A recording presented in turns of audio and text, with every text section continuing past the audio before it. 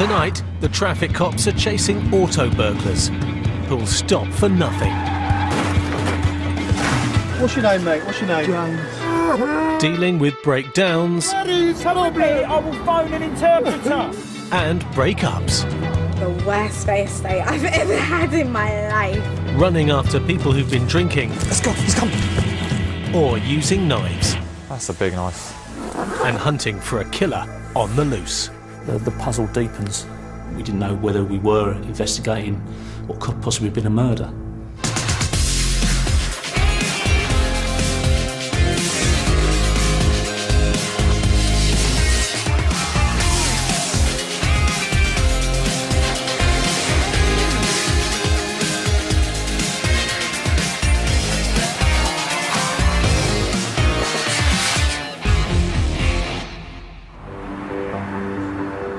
Just north of London in Hertfordshire, reports are coming in that an expensive Mini Cooper has just been stolen. Luckily, traffic cops Chris Payne and Nathan Catley are not far away.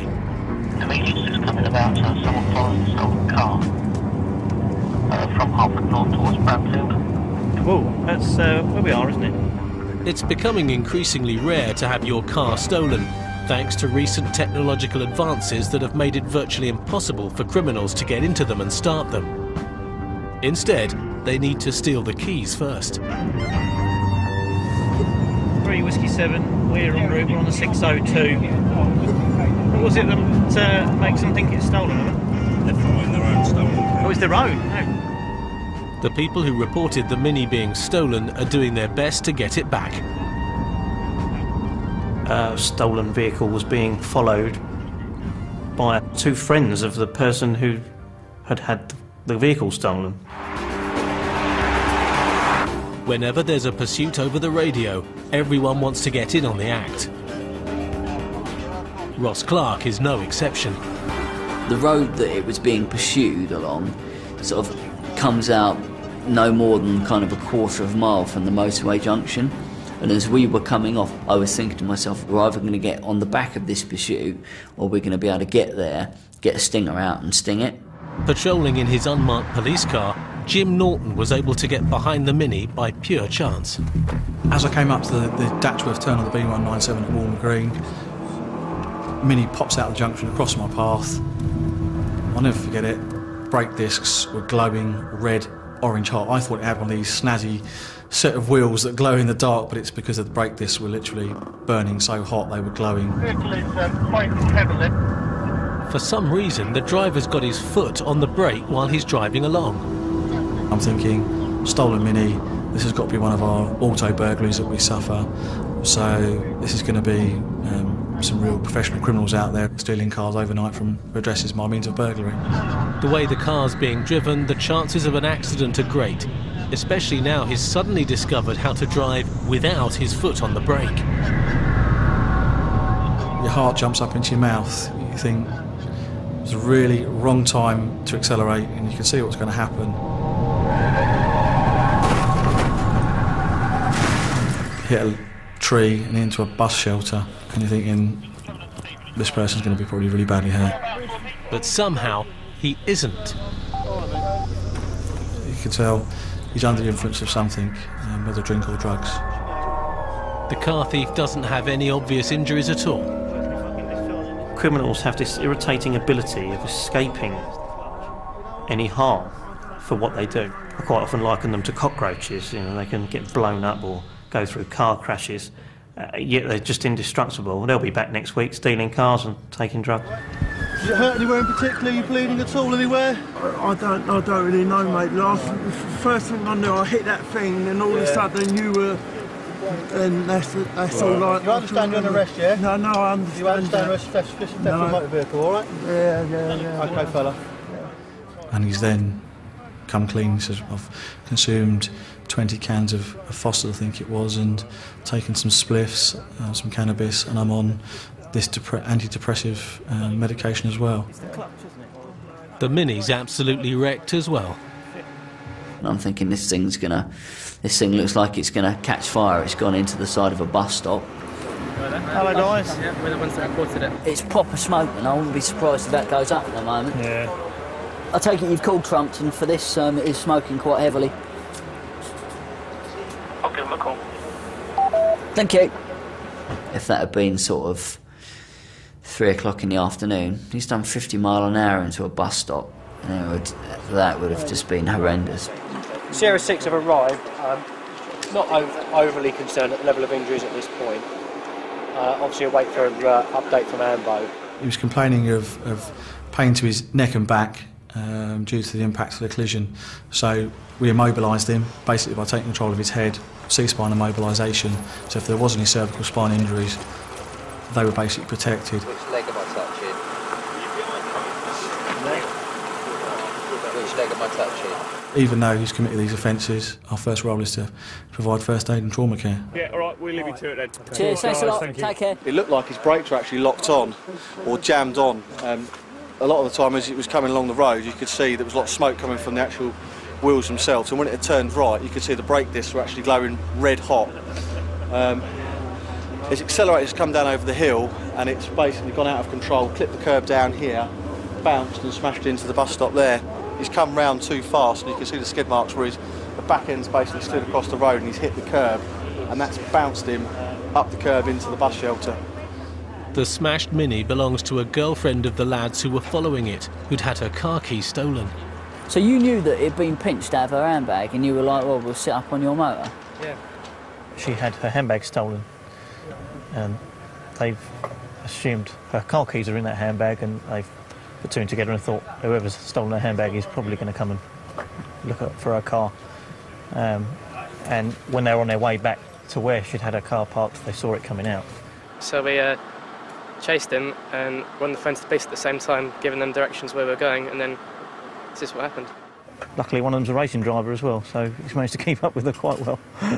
They've given a really good commentary over the phone to the control room, so they've managed to obviously catch up with the vehicle. Apparently, it had no lights on at one point. Certainly, without their assistance, we'd have never probably found that vehicle that night. We found a few things in the jacket pocket of the driver. We found a couple of mobile phones, one of which is a BlackBerry, which we believe to belong to the owner of the Mini. The cops need to find out exactly who the auto burglar is. Obviously, we can't do mobile ID because he's being treated, but just to give us an ID, it's him. So we've basically used this PDA here to assist us in confirming his identity. So by looking at the picture there. The man is James Bevan, and he's failed the roadside breathalyser. He blew well over, and then obviously to get an evidential sample from him, we can't take him back to the police station, stand him up next to the intoximeter to get an evidential sample from him because he's injured and he needs medical treatment. So the next step is to get a doctor out and request a sample of blood for analysis. Yeah, I can see it from here, can't you? Can you see the tip? Yeah, keep that shining on it. The traffic cops just need 1 or 2 measurements for their report, and then the road can be reopened. He's completely smashed. He's had 20 cans of Foster's, he's had cannabis about 4 hours ago, he's had all these other... Heroin as well. He's had heroin now, has he? Yeah. So, it's not worth it. You say he's had Valium and everything else. They offered him gas and air, it wasn't not strong enough. Wasn't going to hit the spot. No, I doubt what he's had. Yeah, he's been charged with 8 offences, which are aggravated vehicle taking, failing to stop for police, dangerous driving, using a vehicle no insurance, driving otherwise in accordance with a licence. I think there's even some malicious telecommunication offences, because there have been a couple of fake 999 calls from a drunk male in Hertford town centre, which was him also. Yeah, a bit of a silly boy, really. In the 1990s, car crime amounted to more than 20% of all crime. Nowadays, that figure has dropped to less than 10%. Even so, stolen cars are still high on tonight's priority list for Ross. Night shifts is the time of the auto burglar. He's on the lookout for them with Mike McCoy. So we're driving around the Ring Road of Watford, and I see this really nice Porsche Cayenne, and I'm thinking, yeah, that kind of fits the bill of the kind of car that's going to get stolen at this time of night. Whiskey 3, can I have a vehicle check, please, quickly? And then suddenly it starts being driven like an absolute loon, you know, really erratically and at loads of speed, and I'm like, right, we're on here. We've got this is definitely stolen. This is definitely going to be auto burglar. We're going to have a pursuit here. So I get all excited, and Mike gets a bit excited, and I start calling it in. Okay, we're just following this vehicle at speed. We're Wiggenhall Road towards the dump. We'll go for a stop shortly. They go like stink-nosed Cayennes, don't they? It did go fairly quick.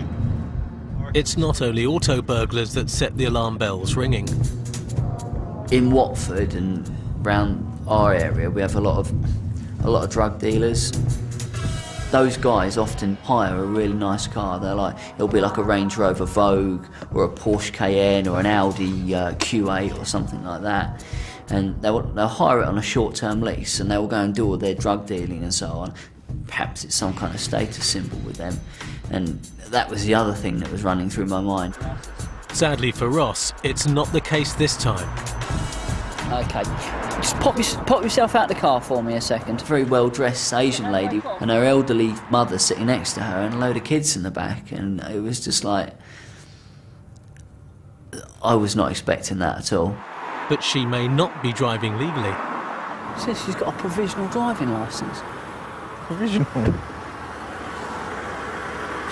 Just step over here just so you're not in the road. I can't quite put the car, the way you were driving, and the occupants of the car being children and yourself and that. What kind of driving licence do you have? International one at the moment. It's in the process of getting changed. Okay, and you have a provisional UK licence. Yes. What country are you from? Kenya. You're from Kenya. And how long have you been in England? Well, I've just come back on Wednesday. Okay, how long have you been living in England? About 4 months or so. Right. So how come you've got a UK provisional licence? When did you apply for that? Because I want to change it. Well, no, the thing is I've been in and out of the country for a long time. And so I have applied for it, but I just haven't been here long enough to have to actually sit the test whenever I've tried to book it. What's your immigration status with the UK border? You're a British citizen? I was born here. Why? So, if you were born here, why have you got an international Because I never licence? lived here. Right. Do you have any ID at all on you? I have a bank card, if that's enough. I like a credit card, debit card. Go and grab those bits for us, that would be cool. I'm not believing this for a minute, are you? It's a bit weird. An international licence is only valid for a year after first entering the UK, and if on a provisional, the woman needs L plates. You obviously have got a foreign licence, because at some point in time you've acquired points in the UK, probably driving on that licence. Does that sound about true? Because what we do is we create a record for you to put points on it, and then you can accumulate them that way. Because it did say to me that when I change it, they will roll over. Right, well what they've actually done is that you've got 2 records in England. The first one being your non-licence holder, which is the one where you acquired points on your foreign licence. And then obviously you've got a provisional licence which you got on the 1st of November 2008, which is 2008. And now she's going to get some more points. But the points on her provisional licence and a £60 fine are the least of her problems. She's also having her prized Porsche seized. We're not going to allow you to drive any further. Okay. Because you're not allowed, basically. You've only got a provisional licence in the UK. The only time that you can drive is with L plates and someone who's... got a driver's licence. Well, yeah, a UK driver's licence for more than 3 years and is over the age of 21. Okay. Yeah? I'll be honest with you, if we had been checking your speed on Beecham Grove and we could get an accurate reading on that, then you would also get a speeding fine as well. When I walked round to the front of that car and saw you in there, rather than like 4 gangsters or whatever, the way you were driving in that kind of car, I was just like, what's going on? Children in the back. It was a bit of a shock. We just done a big Tesco shop, so there, yeah. Right. Okay, so how do I get my car back home? Do I ask my... Yeah, because they're on holiday, so... Anyway, do I get my husband to come pick up the car, or do I... No, unfortunately, the situation is the vehicle gets recovered to one of our compounds. She called up a taxi and we waited with her. It was quite late at night with kids and so on, so we would have waited with her until the taxi turned up.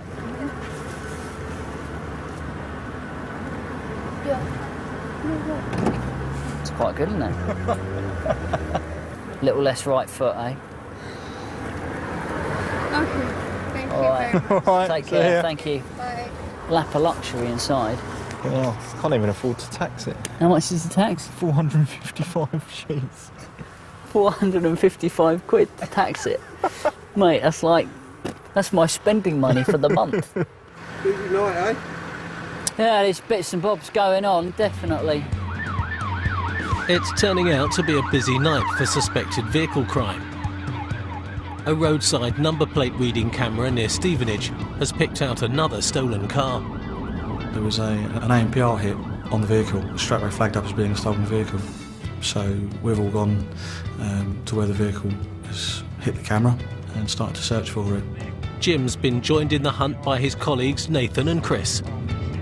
I'm just trying to get through to someone to find out if we've got any more details, because it's an overdue hire one. Stealing cars after hiring them is certainly one way to avoid the difficulty of getting hold of the keys. Jim has found the car, a Renault Clio, in an Asda car park.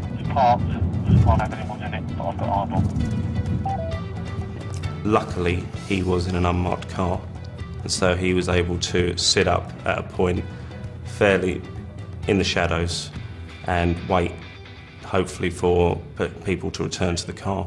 We've come in the delivery entranceway off a London road. Just trying to see, I think we can get through to the front, so we're out of view. A plan had been put together that the vehicle would be recovered, but in the meantime we would sit there, continue to observe the vehicle, and hopefully the offenders might return to it before we recover the vehicle. It could be a long wait. We're all at various points around the entrance to Asda. At times like this, you find out who your friends are. You learn a lot about people in that time. A bit of mickey taking's quite normal, and it sometimes involves Nathan and his resemblance to a certain well-known footballer. He's got a picture of Frank Lampard on his locker. He loves the fact that he's compared to someone so high profile. There's worse people to look like, I suppose. While the Asda stakeout continues, in Bedford, Tanveer Hussain and Chris Norton are lingering at another car park for a man they suspect is a drunk driver. It was an anonymous tip-off that a person regularly drinks at the Half Moon pub, and he drives this van, and this is the registration. Tan has no qualms about going after people who've been snitched on. If you choose to go to a pub in your car and drink, expect to have a police officer waiting around the corner when you leave. Simple as that. We had some intelligence previously suggested that he also was drinking at the Duke Public House, which was just up the street. Chris and Tan are going on a pub crawl. As we drove into the pub, Chris noticed a male walking across the road. Painter's trousers, decorator's van. It's got to be our man. I don't think he clocked us. He didn't clock us, did he? No. The way he was walking across, you could tell he was drunk straight away. Tan, you won't be able to see the car park if we park here. I know he's got to come right. Once again, the cops want to catch their prey in the act. Just lay by here. I'm going to get out. For some unknown reason, and he's never done it before, he got out of the car and he goes, I'm going to go and have a look.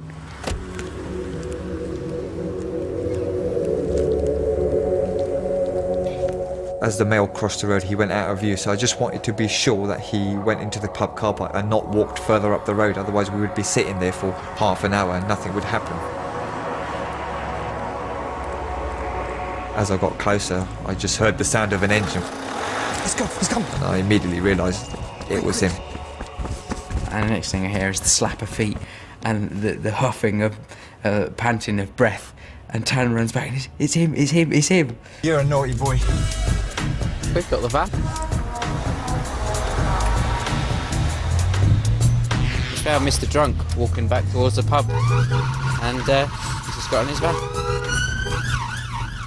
The white van man's in no hurry to pull over. was funny. The police computer says the man's name is Wayne Hughes. He took his time. I got out, and as normal, just nice and polite. Thank you for stopping. Wayne, though, is far from happy. Knobs. He was actively resistant towards us. All right, don't be cross. Don't be cross. What's your name? Bert. Bert? Right. If you're going to go down that route, Bert, you're under arrest. He was just being obstreperous towards us, and I just thought, I'm not going to play your game. If you're going to lie to me or treat me like a fool, my patience wears very thin very quickly. Sorry? You're telling for my driving? I can tell by the smell of the alcohol on your breath. No, but you didn't put it on before you pulled me over, did you? Don't bother, Chris. Cool. Okay, lovely. We saw you walking around, and then you went into the pub and then jumped in your car. You were very unsteady on your feet. If the police have enough suspicion somebody has been drinking and driving, they don't have to use a breathalyzer. We can just arrest him section 4. That's what Chris did. It's late night shopping back at Asda, but at last something's happening. Jim spotted 2 people coming towards the stolen hire car. White trainers, large meal, beige bag and a hat. Just approach the vehicle, getting into the driver's seat. Nathan and Chris need to move fast, so there's no chance of the car or the occupants getting away. So it's very important from an evidential point of view to get them in that vehicle. The problem we then have is that we don't want that to then turn into a pursuit. Contrary to popular belief, we don't want pursuits. Okay, 306. The Whiskey 7, are we going into them?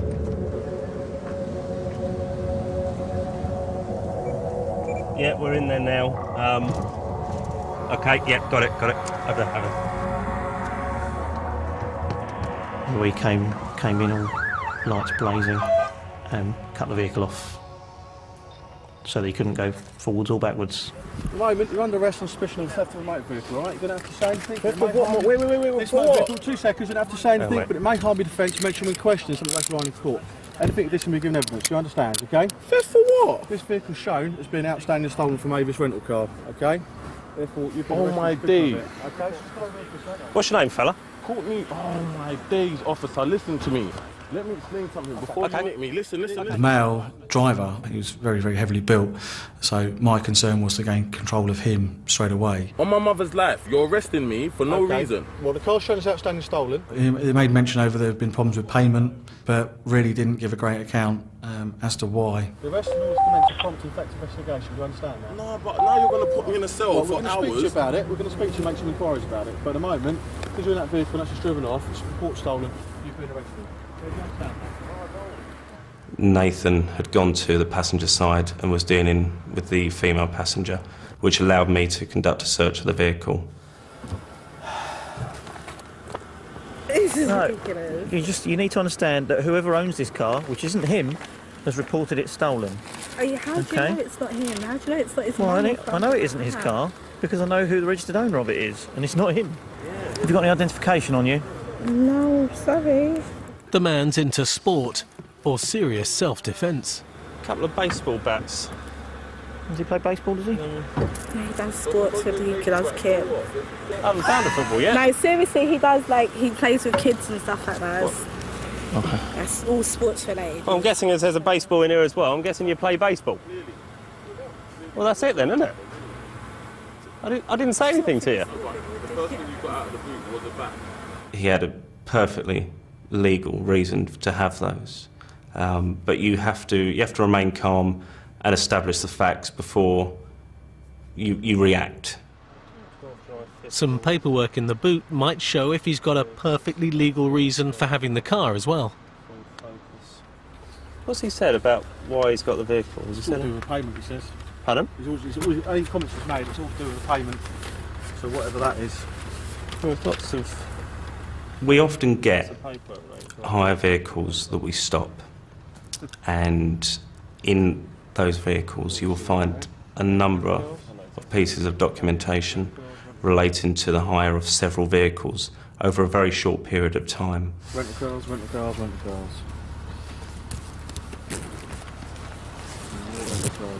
So you have to ask questions as to why a person is hiring several different vehicles over a short amount of time. What is their reasons for doing that?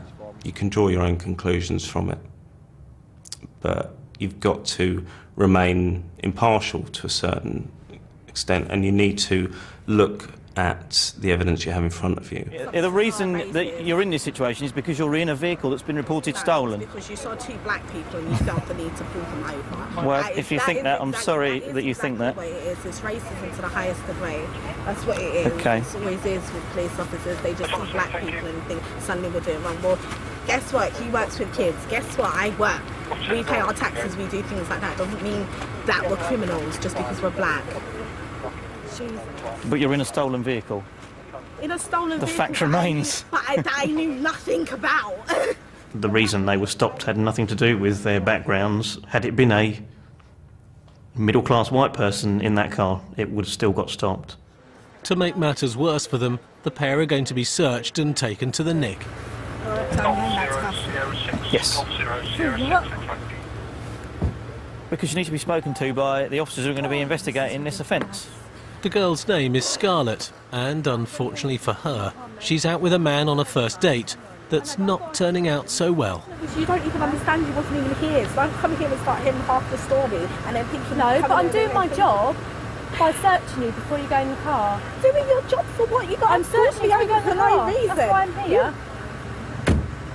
This is just absolutely ridiculous. I think she got a bit more than she bargained for. Are you happy with that? I've got nothing on me. Are you not happy with that? It's not for me to be happy, it's for this officer to be happy. You know what, I've got things to do and I don't have time to be sitting there talking to you lot, so can we just hurry up, get this over and done with so you can let me go? Would you like this? Yes, please. There we go. Would you like to put This is literally an £800 bag, can you just make sure nothing happens to it? when we get to the police station, it'll be put in a locker and nobody else will Not touch on it. the floor, Can you not just on put the your floor. sunglasses in there for me? As well, £250 glasses. Wow. Throw them then. Really very appreciate that, sarcasm. Decision had been made by our Oscar 1, the inspector, and he said, we'll get the vehicle recovered. There's always forensic opportunities in the vehicle that we can use. I'm not going to run off. Come on, you as a woman should know I'm not going to run off in 4-inch heels. Come on. I can't say I've ever seen you in 4-inch heels. Pardon? Obviously, being stopped by the police when you're on your first date, not ideal, I suppose. She was planning on a candlelit dinner somewhere. Not custard donuts at Asda's. While the couple get transported to the police station and their car gets taken away from Asda, the white van man caught drinking and driving in Bedford is already being booked in for a night in the cells. Listen, like I said in the car, let's sort this out. You're here for a reason. You've got yourself in this mess. The custody sergeant's going to deal with you. We're going to get you out as soon as possible. Wayne is still fuming that he didn't get the chance to blow into the roadside breathalyzer. Why didn't you ask for a breath test? Because he's explaining to you about your demeanour. He's not explaining, you are. Well, you keep talking over me though, Well, don't you? I'm sorry, I don't mean to speak over you, but normally... If your attitude... let me answer No, I don't do the attitude. Listen. He thought we were picking on him. When we weren't, we were just doing our job. It's been since you've been here. I can understand why the traffic officer has decided. Well, how can you tell that if we walk across the street? Sir, I've tried my best to explain That's what I'm asking to you. How can you tell me that by me walking across the road? It's pulled me over, opened my van door, and pulled me out the van door and arrested me. He's not asking for a breath test. Your first words out your mouth, which I remember, or sake. Then you got out your car and I invited you into the back of my car. Yeah. I got into the front while you sat in the front, while in the back. I moved my chair forward so to give you leg room, and you were already in a bit of a huff. And I said to you, "What's your name?" And you went, "Bert." And you did it in such a way that I believed that you were going to be obstructive to me. If I was your size, would you have dealt with differently? It's got nothing to do with your size. Okay then, that's good to know. Chris didn't really get off to a good start with him, and by looking at his demeanour and the way he was, I decided to stay quiet. It wasn't until we got to custody that I got a bit involved, because I knew I would be putting him on the intoxilizer machine. Keep going, keep going, keep going, keep going, keep going, keep going, keep going, keep going, keep going, keep going, keep going, keep going. You'll hear the beat, keep going, keep going, keep going. That's it, cheers. The man's blown hot and cold all night. Now he's blown over. 77 and 76, so that's over 50. We'll take the lower out of the two, which is 76. It's going to be a straightforward charge. Wayne's more than double the legal drink-drive limit. He's facing a lengthy ban and will need to watch his back in the future. If somebody gets disqualified as a result of drink driving, then we're going to try and get him disqualified again for driving whilst disqualified. I think it's only fair that we use the intelligence system the best way we can, and if intelligence suggests that somebody's driving whilst disqualified, then we're going to be around the corner. Back in Stevenage, the two occupants of the hired Clio out on a first date at Asda have arrived at the police station. Due to the vehicle being reported as stolen, he was charged with taking the vehicle without consent and using the vehicle with no insurance. Scarlett's facing a very minor charge. Being carried in a stolen motor vehicle. Being carried in a stolen motor vehicle that I didn't know was stolen. Well, if you were being carried in a stolen motor vehicle that you didn't know was stolen, then maybe you'd have that too. Maybe having never been in that situation, I don't know. Not one of us are goody two-shoes, actually. One of us can live the privileged right way of life. Some of us do have rough lives. He just said they'd just met on a date, they'd gone to Asda to get some food, and then this all happens. He didn't think it was a great experience, and I don't think he thought that his relationship with her would probably go much further. I saw that was you walking. Right, so... You need to take my bra and panties too, or is that too much? The bra, it's underwide, it's up to the custody sergeant. Next time any guy asks me out, I'm going to ask their licence, their registration, their insurance, everything. Ask for proof that they own the car. But how would you know? You want to see the V5. What's the V5? It's a registration document. It proves you own a car. I know the first thing about cars. Such a romantic name for me. She was allowed to speak to her mum and tell her what was going on. Mummy, I've been arrested. Oh no, please just come and get me when I'm done. It's in Hertfordshire. She was taking it in a lot better humour than I would have been if I'd have been arrested for being in a stolen vehicle. Love you. Bye. She said she's going back to her base. That's a good idea. I think we ended up having a laugh and a joke about the whole situation. Definitely the worst first date I've ever had in my life. And he won't be getting a ring back. Definitely not. As far as dates goes, I could not believe how bad it's gone. After his terrifying mini-adventure and a few hours in the hospital, a taxi has arrived to take James Bevan home from the Nick. He's ready.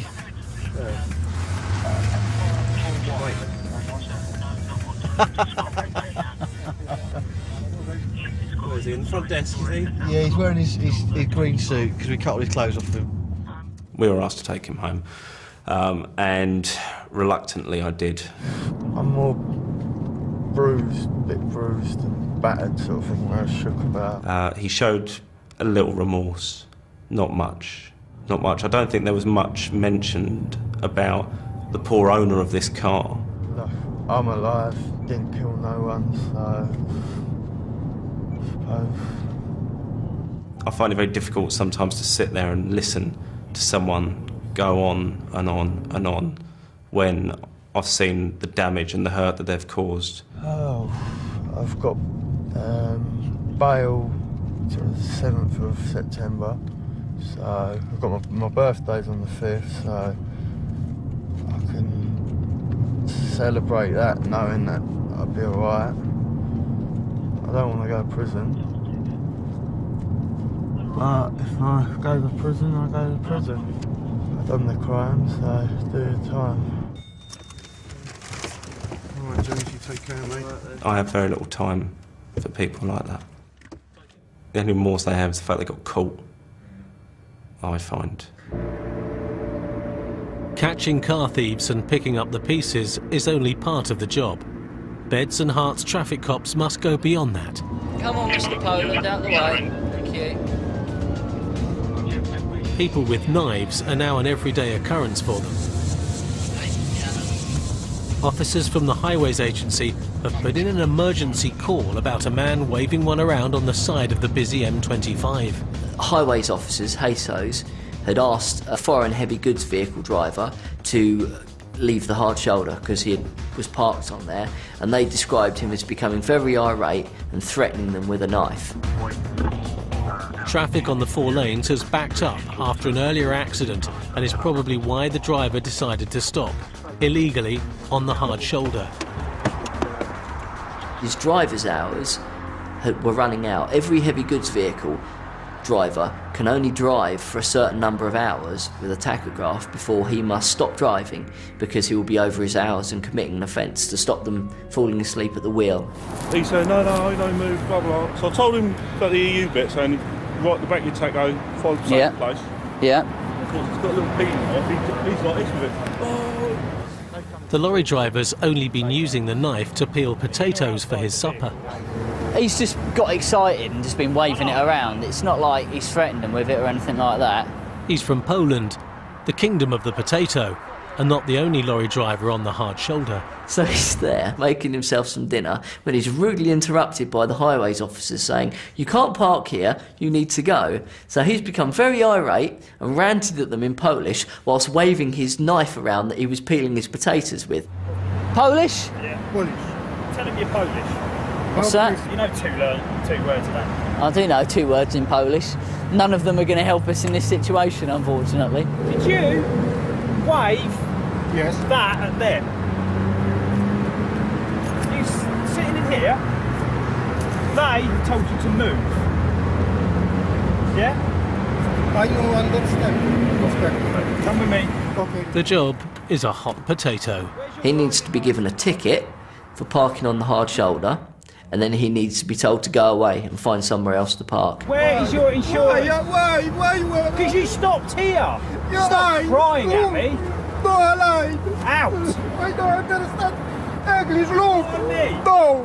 Follow me. I have no problem. Come with Here me. Is 1, 2, 3. No problem. I have problem. Where I have problem? Look. The driver's convinced he's being picked on. And it was a complete nightmare. He just didn't want to know. And felt he was really hard done by, I think. Where is problem? I will phone an interpreter. Where is problem? Please look. 1, 2, look. The man's got evidence, pictures of other lorries that were parked up too. Where is problem? Calm down. Where is problem? 40 minutes with problem. Come with me. Why? No. I problem with 40 minutes. Bella, calm down. Please. Calm down. Please, no. Just walk. Just walk. Come with. What seemed a simple job is going horribly wrong.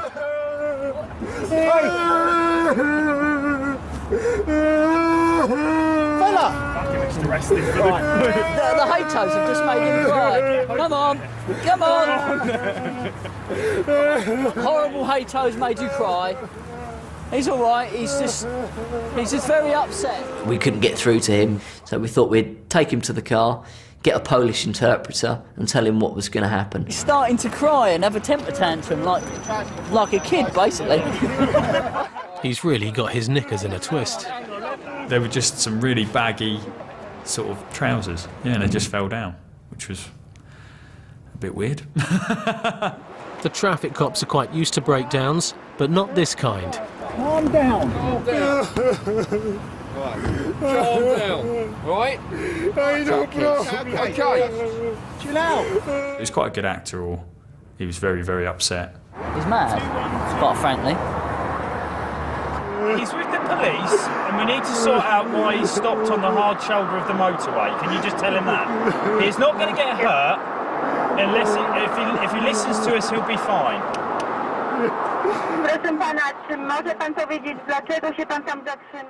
He was one of 3 lorries. There was a lorry in front of him that had stopped, but had since gone when the Haytos told him to move on. And there was a Turkish chap behind him. We were going to give the Turk a graduated fixed penalty for stopping on the hard shoulder. Okay, so that's that one. So he's in the so he's the blue van guy. Yeah. Does he speak English? No. Woodsy gave the Turkish chap a £30 fine and told him to leave. We can take money off people at the roadside, so Thank you. Thank you. Thank you. Drive carefully. Yeah. Bye-bye. Bye-bye. Once I spoke to him with the interpreter, he tried to say that he had a problem with his tacho. The reason why they're dealing with him in this way is because all the other ones left when they were told to, and he stayed at the side of the motorway. That's why we've been called, and he was peeling potatoes and eating his dinner, not fiddling with his tachograph. His problem is he doesn't really understand what's going on. He's going to be charged £30 basically for stopping on the hard shoulder motorway, which he's obviously not allowed to do. His company have said if he hasn't got the £30, and they will pay that money for him. I think once that had dawned on him that it's not as serious as potentially being locked up and taken away for the night, that he calmed right down. There are no more tears, but the potato peeler has still got a chip on his shoulder. 20 years driver, 20 years. No problem. Russia, Turcia, complete Europa, no problem. England problem. Okay. No problem, complete Europa. You know what to do, don't you? No problem. 40 minutes go. Go on, that way. Luckily, the traffic cops have now got an easy way to deal with foreign drivers. The graduated fixed penalty ticket's something that's quite new. It's something that I think the French police have been doing for a long time. But it basically says if the person doesn't have an address that you can summons them to, or they're foreign, they're not from England, they don't live in England, they don't have a residence, then you can give them the ticket and take money from them to pay for the ticket. Next minute he was handing me the £30, and that was the end of the matter really, and then he shook our hands. Happy? Right. Big smile? Okay. Sorry. Right. Sorry. Okay. Bye. He may have been a bit bananas, but he's not leaving without his potatoes. Yeah. Sounds about right. Dave dealt with it very well. And you have to. You're a police officer. You represent the law and order in England and Wales. So you have to deal. No matter how ridiculous someone's being, you need to say, be professional with them. But really, as a member of the public, you just want to say, grow up, stop behaving in such a stupid manner, and just man up, will you? You're getting a £30 fine for stopping your vehicle on the hard shoulder and peeling potatoes. That's it.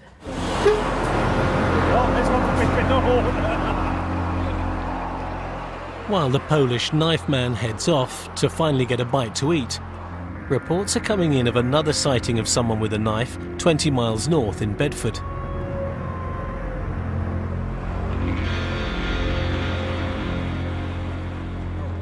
At least Chris and Tan won't be tackling this risky job on an empty stomach. Yes, pass details, please. Thank you very much, Whiskey 10. Had a call reporting that there's 2 Eastern European males camped under the bridge. Informants asked them to move off Sunday, Monday, but found them again there today. He's concerned that he's noticed a machete. Nice. He's been a log apparently, and not caused a problem, but concerned due to the machete. I've got a problem with knife culture in this country, and the general public are brilliant. They report anybody with a knife or an imitation firearm, or if they believe it's a firearm, or a hammer, or even a screwdriver, because those items can kill or seriously maim or hurt people. So they call us quite readily. 2 men are roughing it beneath the bridge over the river. They've been asked to move on previously and they've refused to do so. We are going to the location with taser just to see what's going on, to try and speak to these individuals. It's not advisable to approach anybody with a knife, and although taser is a very effective tool against knife crime, you don't really want to face anybody with a blade. Chris and Tan are meeting a local beat bobby already in the area. There they are. The land all belongs to the local borough council.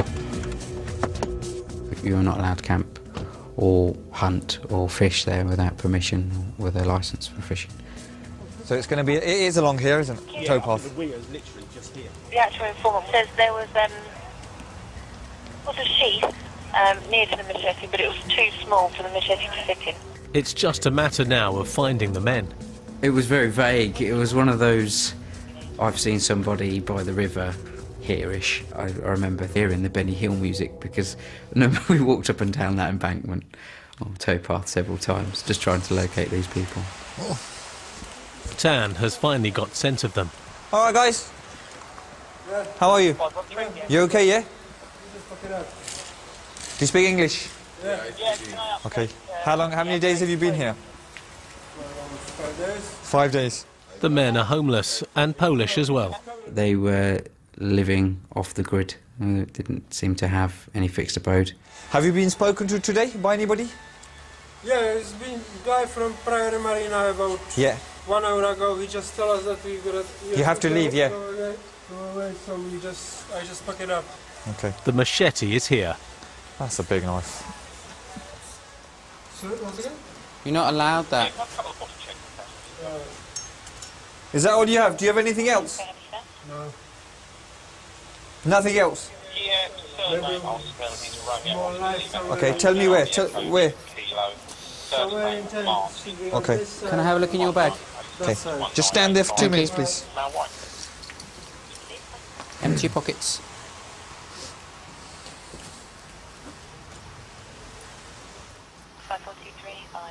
Okay. Have you not got no home? The men are surviving on fish they catch in the river, Fish gut. as well as some stimulants. Do you use heroin? No. No, what? Amphetamines. Sorry? Amphetamines. Amphetamines. Yeah. Do you have any here? No. Are you sure? Yeah.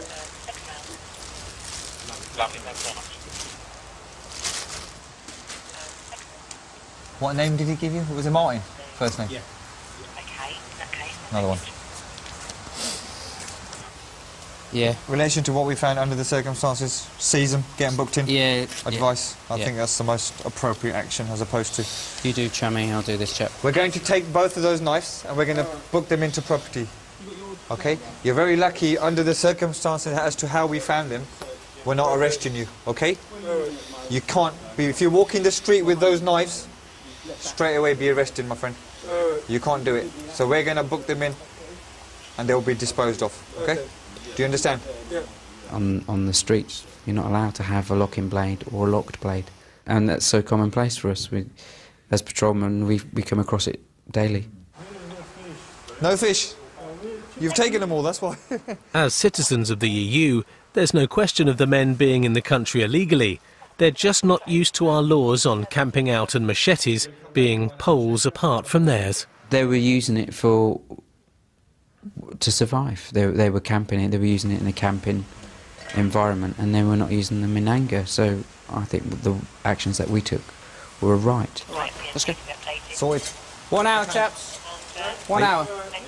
Are you okay? Just, yeah, if you don't mind. If you just take them out to Greyfriars and just book them in for disposal, that'd be brilliant. Cheers, boys. Investigating the aftermath of serious accidents is part and parcel of a traffic cop's job. They are the experts with all the tools, but every now and again, extraordinary incidents happen that completely fox them. Colin Ainsworth and his colleague Neil Crozier have been called to one such case. Yeah, fine, no signs of life. No signs of life. A man's body has been found lying beside the road on the outskirts of Hertford. There wasn't any vehicle, which was quite odd at the time because it had come across that it was an RTC. You know, we're looking at a fatal and the offending driver's made off. A passing cyclist discovered the body, but it's not clear how it got there.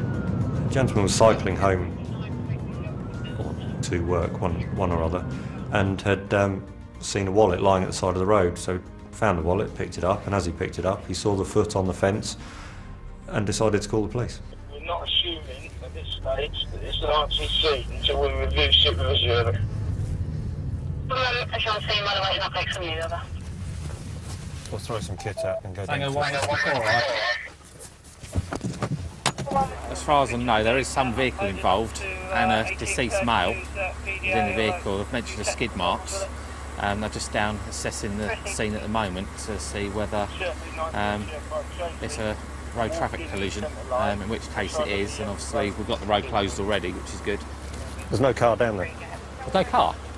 So there's possibly a vehicle involved. We don't know at the moment. The local inspector's taking charge because at the moment it's a body. If he decides that it's likely to be an RTC, then we'll go and take over. But until then, it's their job. Traffic Sergeant Neil Emerson attends all fatal collisions in the area, but is hedging his bets on the cause of this one. We didn't know whether we were investigating what could possibly have been a murder. I obviously went and liaised with the inspector there. I deployed my units, and then basically we then called out the Major Crime Task Force officers because it is being treated as a crime. Oddly, the man's wallet and keys were not on his person, but lying neatly at the side of the road. The witness saw and found the wallet first, stopped, went to pick it up, and then so I think he's had hands up, lifted it, and then Has he got glasses there as well? There are skid marks on the road, but we need to rule out other things like deliberate acts. Hopefully it is a collision, so then our boys can get involved in it. The body is one side of the fence with its foot sort of caught between two wooden posts. He's either had an impact that's placed it there, or he's had an impact and been placed there immediately after. He's not very big at all. You could quite easily just sort of fireman's lift him and then just throw him over the thing. Even though he wasn't a big man, the distance from where he might have been struck on the road to where he was found is considerable. My initial thoughts was that this person had been hit and then he was deliberately put the other side of that fence. SOCOs have videoed it and they're showing the video to MCTF so they can try and work out what they want done with the scene. Right, okay. What is quickly becoming apparent is that there is very little hard evidence to go on, either on the ground There's nothing to suggest there's any blood trails going in, or on the body. I've dealt with plenty of collisions and I did A-levels in physics. Although I'm not a collision investigator, it gives you an idea of how some of the mechanics of it would work. The skid marks appeared to me that they were too wide apart to be a fairly small vehicle, and if it's a larger vehicle they tend to have a flat front. If people are hit by them they tend to go downwards rather than upwards, which would suggest you wouldn't get thrown over a fence. And if it had been a smaller vehicle, whether it be a transit van or something smaller that would throw the person in the air, the skid marks on the road would have been narrower. And so the two didn't add up. Shall we arrange to get a float to come out? The man has been identified from what's in his wallet as a 66-year-old local man named David Alderson. He was married with 3 sons and he had 2 daughters prior to previous marriage as well. A police doctor is examining the body. And rigor mortis is setting in. I mean, you're talking about... He's looking for any clues to how or when the man might have died. What's the time period for that to start setting in? About 7 hours, but it's... After about 7 hours? And in order to get him that height and to be hit, he must have injuries on the pelvis or chest. And there's hard nothing. Enough to lift, force to lift him. Well, there's no obvious marks. All the injuries were superficial, no, except for a slight cut on his upper lip. The injuries are all superficial. No obvious injuries or bruising to his trunk, his back, his pelvis, his legs. So my immediate thought was that he couldn't have been hit by a car. All the evidence there is at the scene is being collected. Whenever 2 things come into contact, there's transfer from one to the other. So any of the items that you have on outside, so jacket, jumper, trousers, in this case gloves, hat, shoes, were seized as exhibits, bagged up so that they could be analysed in a laboratory later on. I think that might be a glove print or something. We've got a bit of blood on the inside. Something that may ultimately be crucial in cracking the case has been found.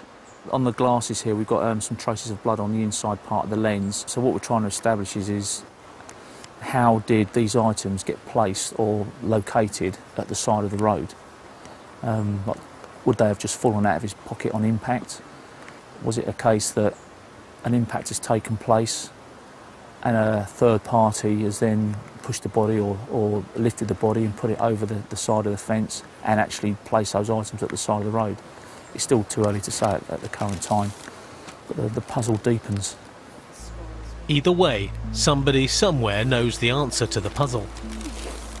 It makes you wonder about some people in society.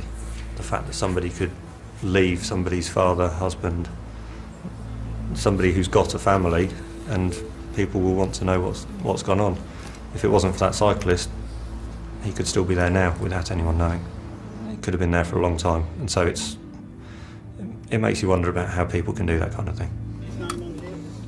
A post-mortem examination of the body showed that there were internal injuries consistent with being struck by a large vehicle.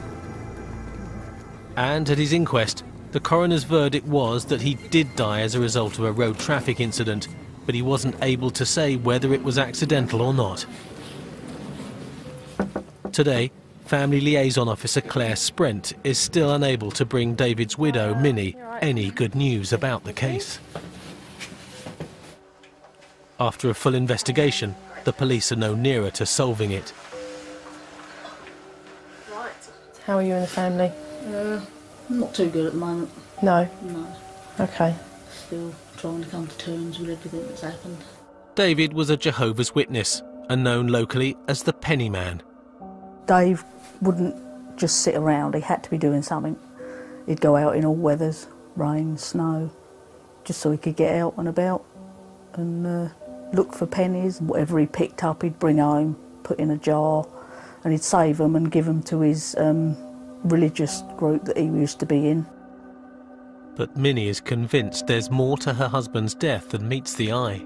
Because he went to the doctors and he left the doctors, I think it was about 5:30, 5:45. He'd have come home, washed, changed and gone straight to his meeting because he was always first there. And but then I was told that the meeting was cancelled. So why he would have been where he was, I haven't got a clue. A passing motorist did see some people at the scene who have never come forward. She saw 3 smartly dressed people, a woman and 2 blokes. The woman and the bloke were kneeling down near the fence and this other bloke was in the road beckoning the traffic round. She said she didn't want to stop because she had her children in the car. Hard to get it into your head, really. And he had a lot of years ahead of him still. We all reckon he was put there.